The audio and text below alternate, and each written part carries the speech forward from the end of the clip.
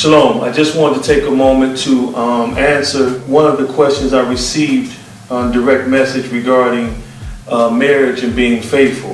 This one gentleman asked, he says, I really appreciate you as a martial artist, father, and married man.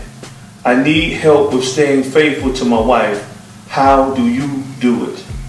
And so for me, I've been married now it'll be 20 years this year. It wasn't enough for me to just love my wife. That wasn't enough for me to stay faithful all 20 years to her. I had to have a deep love and fear for the Most High. Because I know, and you probably do know as well, many men who deeply love their wives and families, but yet still fall to living a life of unfaithfulness.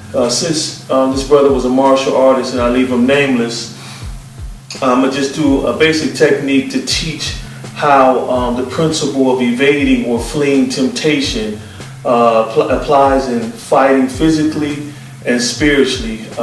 So, for instance, say if this grab here represents an attractive woman flirting with me or coming on to me. Naturally, as a man, it would feel good to be acknowledged, like, man, I still got it. But we know that our word teaches us to flee the very appearance of sin.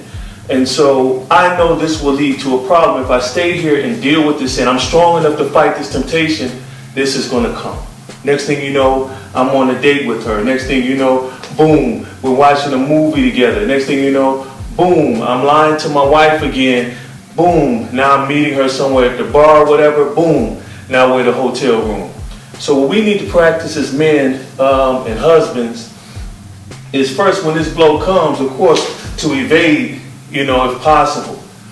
But when it comes and it snatches us, because, we all, have temptations. We don't stay, we flee.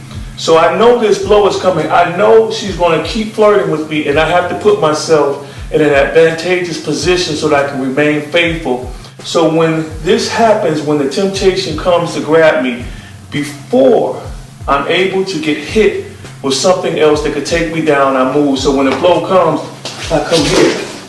And then from here, I make sure I control and submit that sin. Also, here's another way you can apply the principle I just taught physically, but to your day-to-day life. I love plain Lay's potato chips. And one time when I was fasting, I walked past my kitchen cabinet and I saw just a fresh new bag of Lay's. Hadn't even been opened yet. I said, man, 1 or 2 chips won't hurt me. Then the Holy Spirit immediately said, if you cannot deny those Lay's, how are you going to deny those legs? And so that's what we have to remember, gentlemen, is that we have temptation in every aspect of our lives. So we have to take baby steps in mastering each temptation in our lives. When we do that, we'll find ourselves in advantageous positions so that when sin comes and approaches us, or that temptation comes, we'll be able to defeat it. Shalom.